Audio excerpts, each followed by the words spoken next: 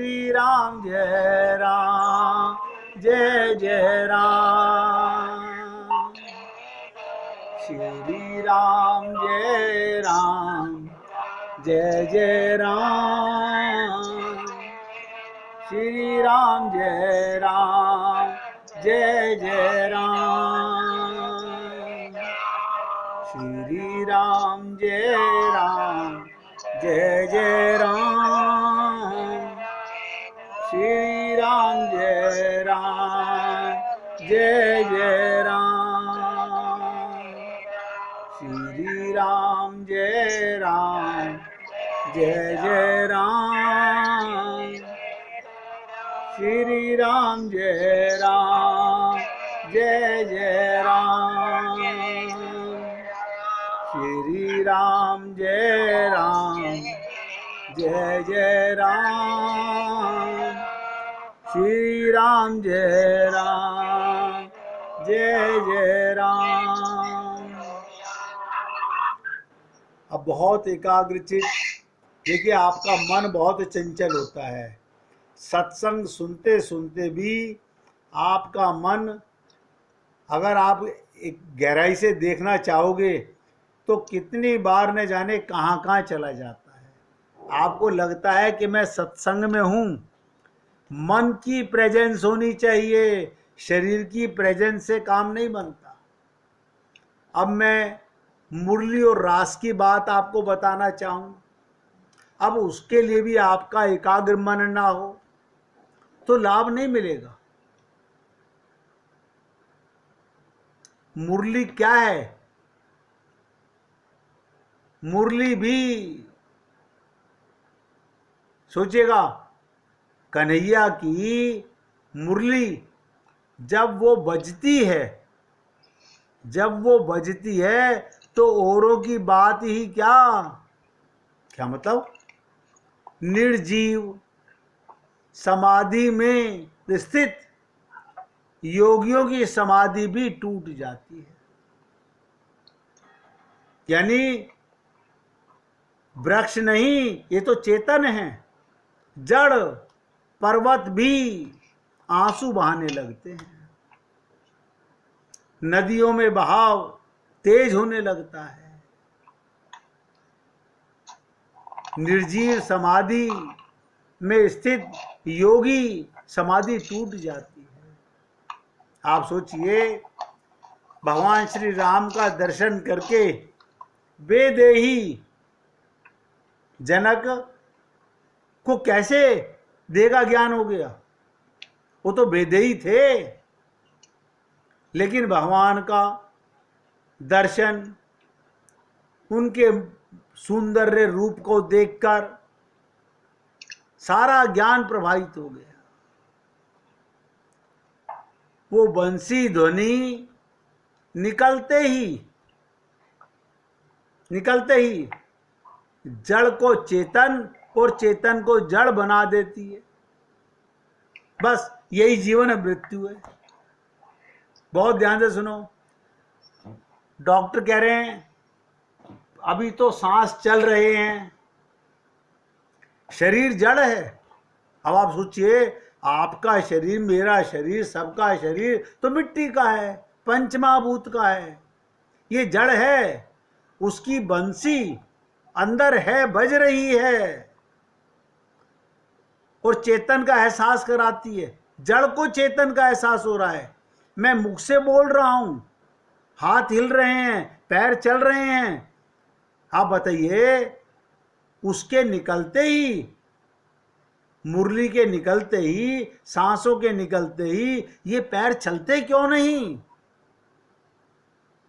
ये आंखें देखती क्यों नहीं? ये कान सुनते क्यों नहीं?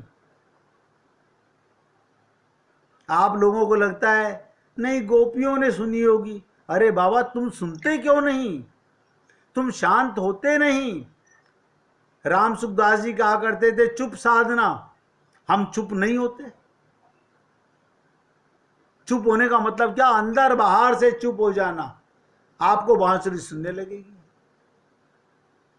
आपको उसकी मुरलिया जो बाजती हमेशा बजती है, वो कभी बंद नहीं होती। लेकिन सुनने वाला अपने होश में हो तो सुने ना, वो तो सदा मदहोश रहता है, शरीर मान के जी रहा है। तो गोपियों का जो काम था वो क्या था? वो सदा आत्मा में रमण करती थी। ध्यान से सुनो, शरीर के काम करती थी और आत्मा में रमण करती थी, यानी स्वयं को आत्मा मानती थी। और आत्मा कहाँ रहता है? परमात्मा के साथ। तो उनको बांसुरी सुनती थी। मैंने कहा ना, ये बंसी ध्वनि निकलते ही अगर जड़ के पास से जाएगी, जड़ में चेतनता आ जाएगी, और चेतन से निकलेगी तो जड़ बन जाएगी। कमाल की चीज है। देखो, मुर्दे में प्राण आ जाएं, आपको लगता नहीं सांस आ गए, सांस आ गए। कोई सांस वास नहीं, मुरली आ गई है, मुरली बजने लगी है। इसी से एक बार, इसी से एक बार एक गोपी ने व्यंग से मुरली की महिमा गाते हुए कहा था। अब मुरली की क्या महिमा है, अब आप बताइए। तो वो सुना सकता है या वो बता सकता है जो प्रेम का रोगी बन चुका हो, जिसने उस नशे को चखा ही ना हो, वो क्या बताएगा? तो गोपी कहती है, हे मुरारे, अरे मेरे रसोई बनाते समय तो तुम कृपा कर। ध्यान से सुनो, भगवान से कहती है, तेरी अंदर जो मुरली बजती रहती है ना, ये मुझे बहुत बेचैन करती है। क्यों? मैं आत्मा में होती हूं तो शरीर से काम नहीं कर पाती। सास कह रही है रोटी बना, कहां ध्यान है तेरा? अब मुरली की सुनूं या सास की सुनूं? तो क्या प्रार्थना कर रही है गोपी? हे मुरारी, मेरे रसोई बनाते समय तो तुम कृपा कर अपनी मुरली की मधुरता ना छेड़ा करो, मुझे एहसास मत कराया करो, मैं किसी काम की नहीं रहती। सारे घर वाले मुझसे दुखी हो गए। क्यों? क्यों? क्योंकि गोपी कहती है, उस ध्वनि के आते ही, उस ध्वनि के आते ही, क्या मतलब? मेरे अंतर ध्यान मन में जाते ही, जैसे ही मैं तेरा ध्यान करती हूं, बताऊं आपको, आप कभी सोच नहीं सकते कि ध्यान मैं करती हूं और मैं अपने चूल्हे में आग को भड़काने के लिए, तवा गरम करने के लिए जब फूंक मारती हूं तो कन्हैया सूखी लकड़ियां हरी हो रस टपकाने लगती हैं। क्यों? मेरा ध्यान तो तुझ में होता है, और तेरे ध्यान में मैं जो फूंक मारती हूं उससे वो सूखी लकड़ियां भी हरी होकर के आग जलती नहीं, बुझ जाती है। और मेरी सास, मेरे घर वाले मुझसे नाराज हो जाते हैं, जिससे रसोई नहीं बनती। अब आप सोचो, क्या ऐसी दशा आपकी कभी हुई है? और नहीं हुई तो क्यों नहीं हुई? ऐसी नहीं हुई तो क्यों नहीं हुई? क्योंकि आपको 1000 बार कहा, हे पुण्य आत्माओं, लेकिन हम अपने को आत्मा मानते तो हैं, लेकिन आत्मा में अनुभूति नहीं रहती, भूल जाते हैं, शरीर मानने लगते हैं। शरीर में रहना ही है तभी तो आत्मा की अनुभूति होगी। शरीर से निकलने के बाद में आप अनुभूति नहीं कर सकते।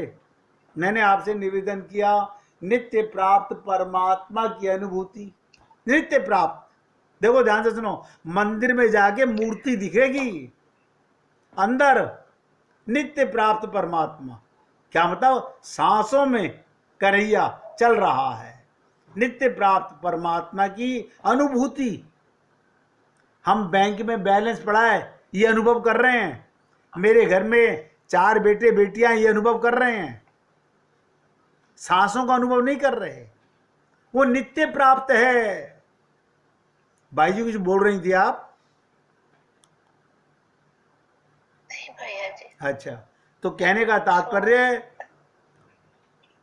जिसे वही सुनता है जो 24 घंटे आत्मा में रमण करता है, वही परमात्मा को पाता है, उसी के हृदय में मुरली बजती है। अन्यथा पोथी पढ़ पढ़ जग मुआ, बयान पंडित कोई, और ढाई आखर प्रेम का पढ़े सुपंडित होई।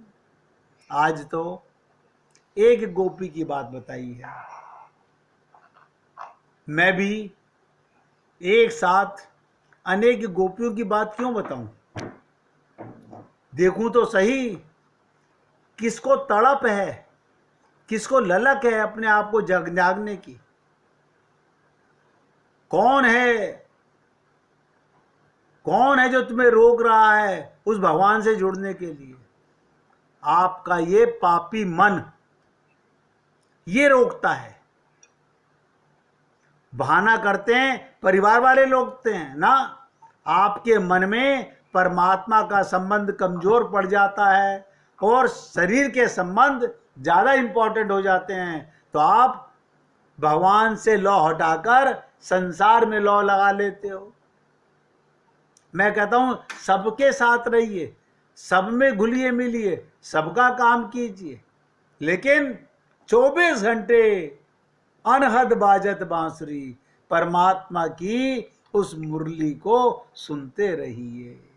जब वो प्रेम के रास में पुकारता है, वो जो रास की गोपियां हैं, वो जो मुरली है जिसमें वो काम का बीज मंत्र फूंकता है, अभी हम लोग उसके अधिकारी नहीं हैं।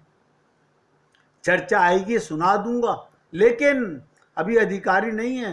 अभी तो गोवर गणेश अपने को स्त्री पुरुष मानते हैं, अभी तो हम ब्राह्मण बनिया वैश्य क्षत्रिय मानते हैं अपने आप को। जब तक आत्मा में रमण नहीं। देखिए एक लीला सुन लीजिए, उसके बाद में गुड्डी जी भजन सुनाना चाहेंगी, क्योंकि मेरा गला भी फिर जवाब दे जाएगा। एक बार एक राजा, बहुत ध्यान से सुनेंगे, एक बार एक राजा नगर भ्रमण को गया। अक्सर पहले राजा, आजकल तो कोई राजा भ्रमण को नहीं जाता, आजकल तो राजा जाते हैं, तो उससे पहले राजा जाते थे छुप करके, और राजा जाते हैं ढिंडोरा पीट करके, और जहां जाते हैं वहां बाजार बंद हो जाते हैं, ट्रैफिक जाम हो जाता है। और पहले के जो राजा थे वो छुपकर भ्रमण किया करते थे। तो रास्ते में क्या देखता है राजा? एक छोटा सा बच्चा, बहुत ध्यान से सुनो, एक छोटा सा बच्चा मिट्टी के खिलौने को, क्या मतलब मिट्टी के खिलौने के कान में कुछ कहता, फिर तोड़कर मिट्टी में मिला देता। ध्यान से सुनो, राजा दूर से देख रहा है, एक छोटा सा बच्चा मिट्टी के खिलौने के कान में कुछ बोलता है, अब उसे तोड़ के मिट्टी में मिला देता है। राजा को बड़ा आश्चर्य हुआ। उसने बच्चे से पूछा, तुम ये सब क्या कर रहे हो? तुम ये सब क्या कर रहे हो? पहले कान में बोलते हो उसके, अब फिर उसे तोड़ के मिट्टी में मिला देते हो, फिर दोबारा बनाते हो। तो बच्चे ने जवाब दिया, मैं इनसे पूछता हूं खिलौने से। ध्यान से सुनो, बच्चा बोला, मैं खिलौने से पूछता हूं, कभी राम नाम जपा? मैं इनसे पूछता हूं, कभी राम नाम जपा? और माटी को माटी में मिला रहा हूं। राजा ने सोचा, इतना छोटा सा बच्चा, इतना ज्ञान की बात। राजा ने बच्चे से पूछा, तुम मेरे साथ मेरे राजमहल में रहोगे? बच्चे ने कहा जरूर रहूंगा, पर मेरी 4 शर्तें हैं। ध्यान से सुनो। जब मैं सोऊं तो तुम्हें जागना पड़ेगा, जब मैं सोऊं तो तुम्हें जागना पड़ेगा, जब मैं भोजन करूंगा तो तुम्हें भूखा रहना पड़ेगा, मैं कपड़े पहनूंगा मगर तुम्हें नग्न रहना पड़ेगा, और जब मैं कभी मुसीबत में हूं तो तुम्हें अपने सारे काम छोड़कर मेरे पास आना पड़ेगा। अगर आपको मेरी 4 शर्तें मंजूर हों तो मैं आपके महल में चल सकता हूं। राजा ने कहा यह तो असंभव है। अब आप भी सुन लीजिएगा, बहुत ध्यान से सुनिएगा।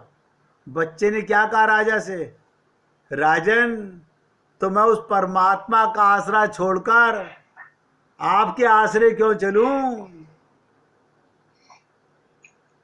आप हम लोग किसके आसरे हैं? आप सोचिएगा, आपने कभी सोचा नहीं होगा। जो मैंने कहा कि जब मैं सोऊं तो तुम्हें जागना पड़ेगा, आप तो सो जाते हो परमात्मा की गोदी में, अब परमात्मा जागा रहता है। आप कहते हो नहीं नहीं हम तो अपने भगवान जी को सुला देते हैं। अरे बाबा, वो तो तुम्हारी भावना के भगवान सोते हैं। तुम्हारे अंदर जो नित्य प्राप्त परमात्मा है वो कभी नहीं सोता। तो राजा ने से कहा मैं परमात्मा का आसरा छोड़कर आपके आसरे क्यों रहूं, जो खुद नग्न रहकर मुझे पहनाता है, खुद भूखा रहकर मुझे खिलाता है, खुद जागता है और मैं निश्चिंत सोता हूं, और जब मैं किसी मुसीबत में होता हूं तो बिना बुलाए मेरे अपने सारे काम छोड़कर दौड़ा चला आता है। अब कथा का भाव केवल इतना ही है, हम लोग सब कुछ जानते समझते हुए भी बेकार के विषय विकारों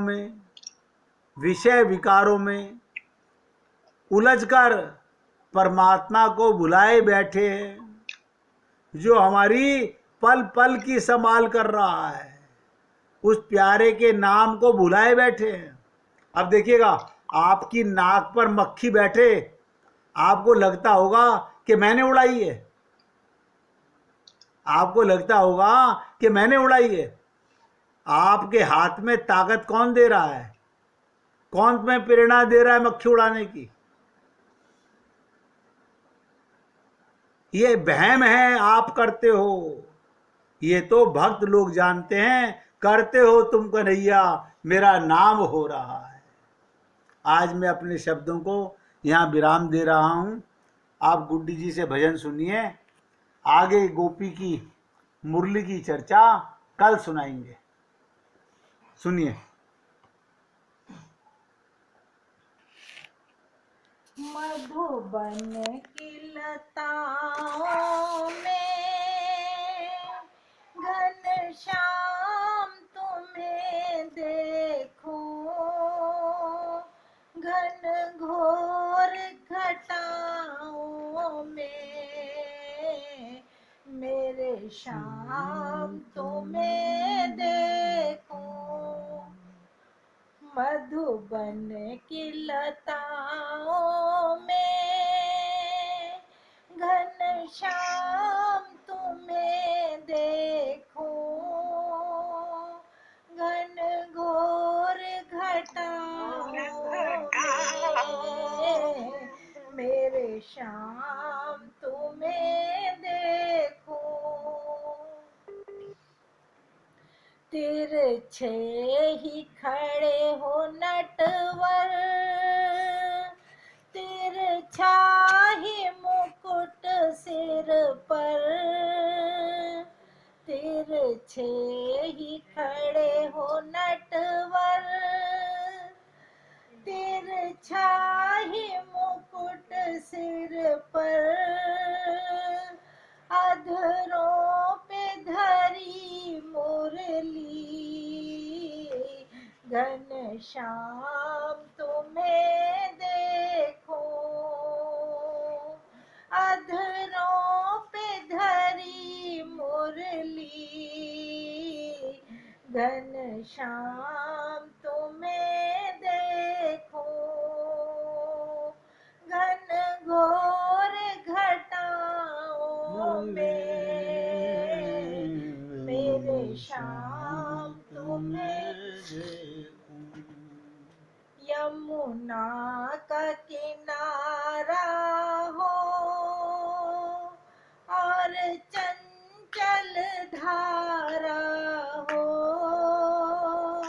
यमुना का किनारा हो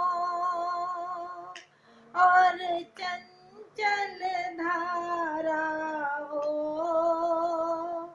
वहाँ रास रचाते हुए घनश्याम तुम्हें देखो, वहाँ रास रचाते हुए घनश्याम तुम्हें देखो,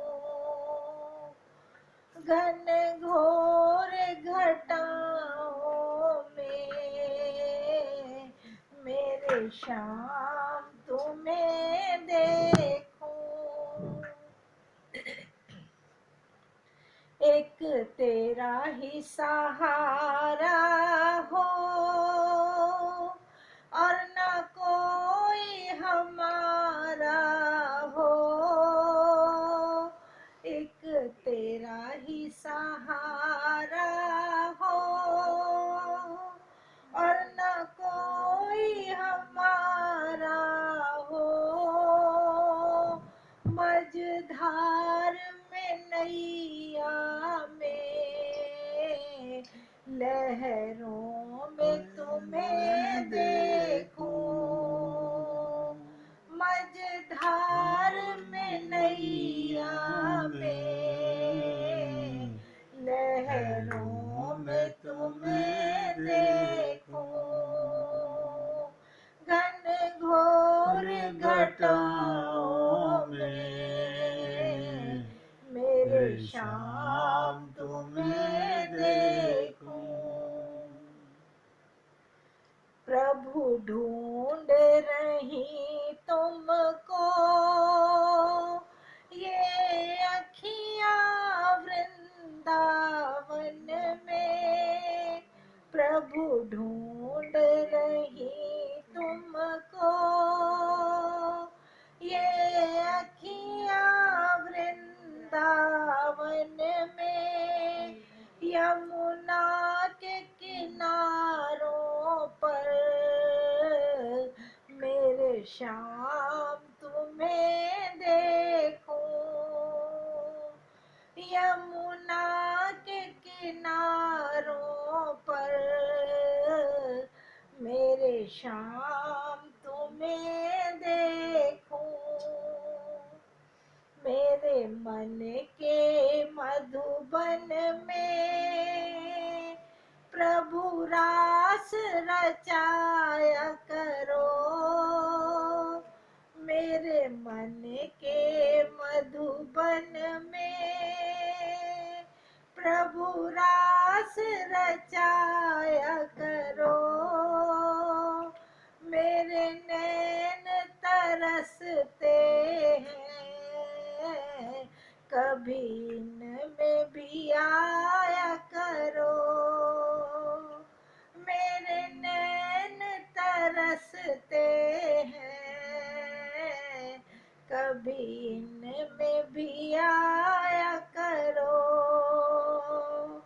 मधुबन की लताओं में घनश्याम तुम्हें देखो, घन घोर घटाओं में मेरे श्याम तुम्हें देखो, जागृत की अवस्था में सन्मुख ही रहो जागृत की अवस्था में सन्मुख ही रहो मोहन,